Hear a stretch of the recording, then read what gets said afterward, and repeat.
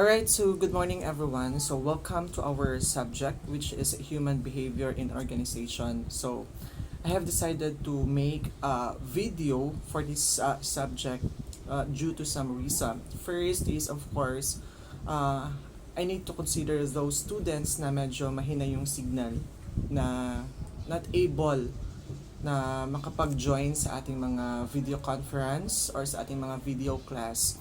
So, the advantage of having a video is of course, from time to time, if may mga parte kayo na hindi naiintindihan sa ating lesson, pwede nyong balik-balikan, pwede nyong i-replay. So, ganon. Pwede nyo siyang balik-balikan. So, class, from this moment of time, so I'll be sending you a video of me explaining of our lesson from first module until the last module. Okay, the purpose of our video conferencing will be intended for recitations, updates, and all. Okay? So now, first question before everything. Why do we need to study human behavior in organization or HBO? Ano kinahanglan taman nga sabton ang behavior sa mga kauban nato sa trabaho, sa isa ka organization.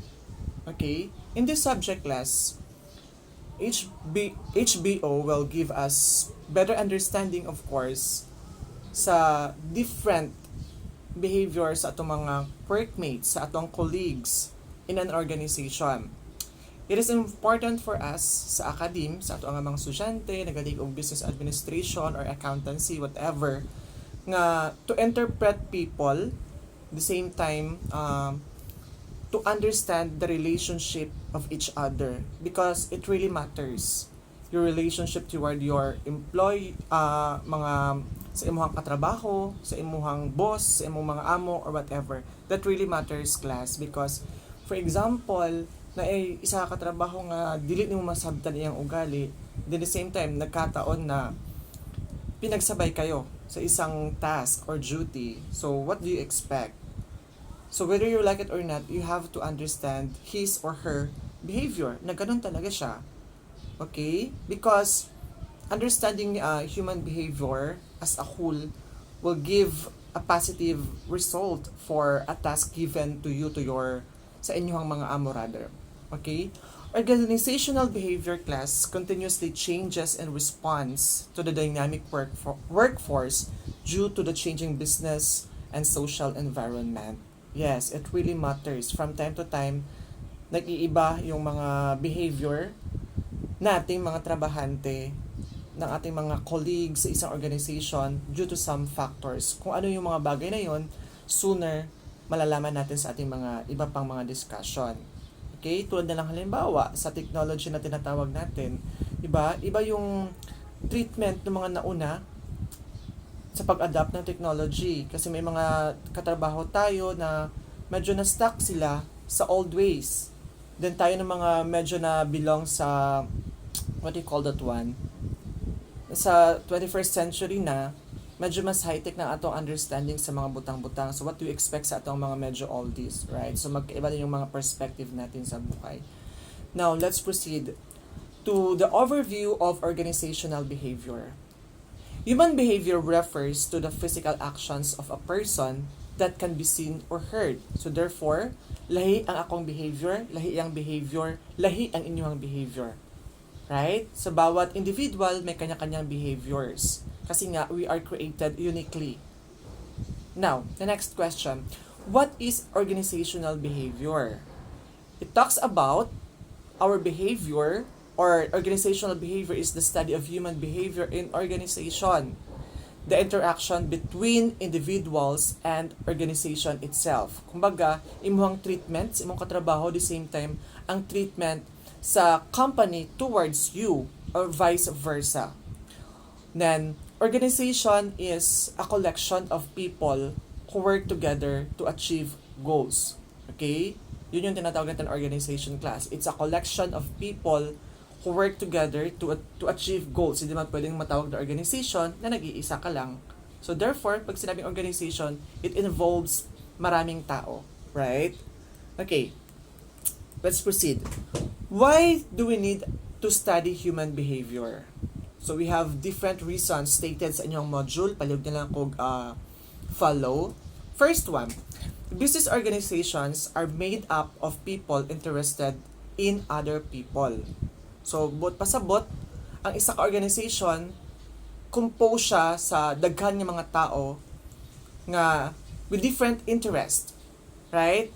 So, interest in the sense na, for example, ako, lahi ang ako makontribute sa karang company. The other people, lahi pa rin ang contribution sa lahi ng company. So, we have our own strengths and weaknesses. Tama man? So, ganun yun siya. Number 2, leadership position always involves supervision or management of people. So, ibig sabihin nito, class, your position, every position sa atong mga katrabaho, may kaakbay siya na tinatawag na leadership. Okay? So, alam naman natin siguro kung ano yung tinatawag na leadership, di ba? So, magkaiba yung leader sa manager. Okay? If you're a leader, ano man dapat?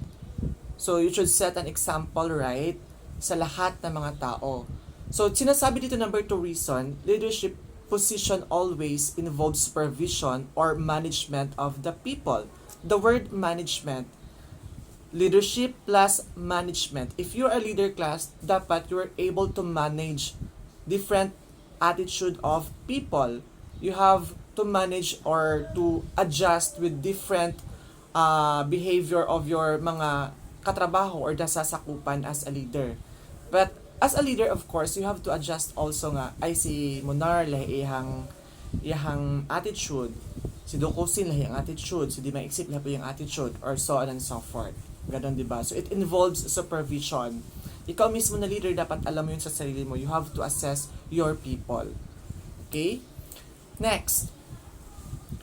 Number 3. Whether or not he works in an industry is influenced by business and industrial changes.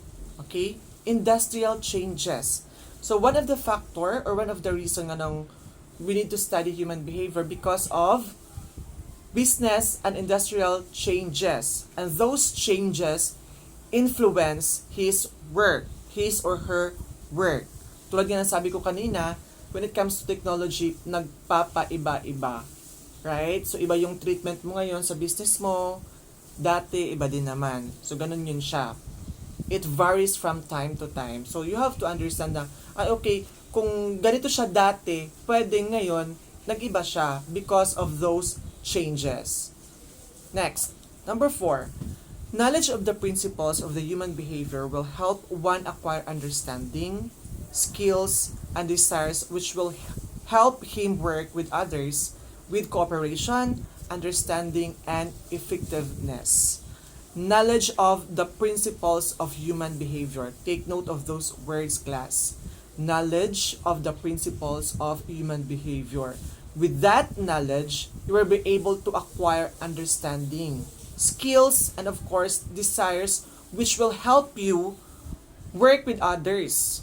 Nga na ay ginatawag nga cooperation, understanding, and effectiveness. Because if you are equipped enough or if you are knowledgeable enough sa pag-manage sa behavior sa imuhang katrabaho or sa imuhang mga nasasakupan, of course, by that, imo makuha ang ginatawag nga cooperation bitaw. Kasi syempre, kung yung in a simple explanation, nahuhuli mo yung kiliti ng mga tauhan mo. Ganun siya. Syempre, pag nahuli mo yung kiliti ng yung mga tauhan class, of course, expected na may cooperation and of course, you understand each other. And if kung na cooperation, na understanding, ang end result is of course, effective nga trabaho. Tama man? Okay, next. So, we have key elements of organizational behavior. First one, people made up in the internal social system of the organization. Again, the internal social system of the organization. Okay, number 2, structure states the formal relationship of people in organization. It is composed of different divisions or departments with different positions. So, we all know naman class, nasa isang business. So, may mga different divisions. For example, lahi si accounting department, lahi si marketing department, at bawat department or si admin department, bawat department na yon may kanya-kanyang mga positions. At yung mga positions na yan, may kaakibat na responsibility. Right? And of course, bawat positions, may kaakibat din siya na relationship. So, you have to be aware na, okay, ito si ganito, ito si ganyan. So, dapat, sa bawat division, sa bawat positions, you know how to handle different, what do you call it one? Behavior. Nga, of course, masabta na sometimes, ay, ingana yung attitude because he is the boss, he is the president, he is the CEO, right? Nga na gamutang so, na mga times nga busy gid siya, you have to understand dili nga murag ay boss siya malito kayo siya. No. But pasabot we have to understand class nga syempre pag boss ka marami ka ring iniisip. Marami kang mga bagay na dapat inuuna kaysa na makipagdaldalan sa mga ano. But it doesn't mean na wala siya pakialaman sa mga nasa lower position. The point here is you have to understand that behavior of that certain person. Okay? Next key element, number 3, technology refers to the combination of resources, knowledge, and techniques with which people work and affect the task that they perform. So ito naman class, the technology talaga. Pag sinabing technology, it refers to the combination of resources. Pag sinabing resources, ano yung mga bagay na meron kayo sa company ninyo? Right? It does not end pag sinabi technology ng mga computers agad or whatsoever. Kumbaga, yung mga bagay na present sa inyong company na pwede magamit para maging effective yung mga workforce. Okay? Next to resources is of course knowledge. Knowledge along the way rather is technique. Of course, kaya nga nagkakaroon tayo ng mga hiring process kasi along the way ina-assess natin yung capability ng isang applicants kung able ba siya na magawa yung trabaho na ibibigay o offer natin sa kanila. He or she must be equipped with enough knowledge. And then if you have knowledge, dapat naiputing na tawag ng class ng mga technique para mas mapadali ang mga task na ginapabuhat sa tuwa. Remember the term effective and efficient. Na yung mga taong effective, na yung mga taong efficient. Right? So, you know the difference. I assume that you know the difference between effective and efficient. Right? Pag sinabing effective, nagagawa mo siya ng tama at nagagawa mo siya on time. Pag sinabi namang efficient class, nag-go beyond the expectations tayo. For example, ang deadline natin is on Friday. So, you're effective if natapos mo siya right away sa Friday. But efficient ka naman, pag Wednesday pa lang natapos mo siya, the same time, yung budget na nailaan sa'yo is mas nakatipid ka pa kasi may gumamit ka na ibang mga resources or whatsoever. Kasi gumamit ka ng technique. Ginamit mo yung utak mo para mas mapadali yung mga bagay-bagay. Ganun yun siya. Technology. Next. Number 4. Environment is forces outside the organization that affect the organization performance. What do you mean by environment class? It talks about the outside environment. Kasi may inside environment. For example, sa outside environment, competitors and all, yung mga bagay na pwedeng maka-apekto sa labas ng company ninyo. Ganon. So, it affects your performance also. For example, your family problems, ganon mga bagay. Galing ka ng bahay ninyo, may problema kapag pasok sa company, medyo affected yung work mo because dinadamdam yung trabaho. It's external environment, right? Or outside environment. Ganong mga bagay. So, it really affects your performance sa work. So, somehow, we need to be, professional na kailangan intindihin yung mga, baka may pinagdadaanan siya. And of course, as individual, kailangan din natin i-separate yung personal thing sa trabaho para of course yung performance natin maging effective pa rin. Okay? So those are the 4 key elements. Next, let's proceed to goals of organizational behavior. Ano nga ba yung goal or goals ng organizational behavior? Letter A, sa module niyo, pakisundan na lang ulit. To explain behavior, organization behavior needs to describe how people behave under a variety of conditions and understand why people behave as they do. Okay? Ito yung sinasabi ko kanina, class, na sa isang organization, they need to describe how people behave under a variety of conditions. Kasi it varies from different conditions, from different situations. So, pwedeng ganito, may mga araw na effective masyado yung ginagawa niyang trabaho because kumaga, condition siya, nasa tamang condition yung katrabaho ba. May mga araw din naman na ay, bakit parang ganito yung performance niya? It's because of some factors. So, we need to understand that also. Okay? Next, to predict behavior rather, of the future employees' behavior so that support can be provided to productive employees and institute measures to the less productive. Okay? So, usually, class, pag nag-apply tayo ng works, sa HR pa lang, hindi naman pwede na tanggap agad. So, ina-assess tayo ng ating HR officer. So, inaalam ko ano yung mga strengths, mga weaknesses natin, ano yung pwede maging contribution natin sa company. But of course, the purpose of that is para malaman kung saang aspeto ng bilang ikaw as individual, pwede ka pang supportahan ng organization. Medyo mahina siya sa ganitong bagay. So, we need to support him or her with this aspect. So, by what? For example, mga training, seminars, so i-expose natin sa mga ganon. So pag strength niya naman, okay, ganito, i-improve pa natin improve yung strength niya para at least maging magagamit siya within the company. So yun yung mga to predict the behavior. So during sa HR, inaalam na natin yung mga ganong bagay, right? So next, to control behavior is an important component of effective performance. Control partially for better manage of human better. Okay, to control behavior. Of course, may mga panahon na we need to control sa isang organization. Kaya nga, may tinatawag tayong human relation, di ba? Or the HR department. So, this is the purpose of the HR na, for example, may napansin tayong something wrong sa ating isang katrabaho or employee, ganon. So, si HR, tinatawag niya or kinakall niya yung attention ng isang trabahante through memo or whatever. Huwag kayong takot class pag makareceive kayo ng memo. Kasi we have different kinds naman of memorandum. So, basahin mo natin yung content kasi baka memo na, kasi pinapatawag ka kasi because during the assessment, may na-found out na ganito and whatsoever. Ganon. Yung performance appraisal ba na tinatawag? Ganon. Okay? So, as a summary class, human behavior refers to all types of responses and the human manner in which it was made. It occurs anywhere and everywhere.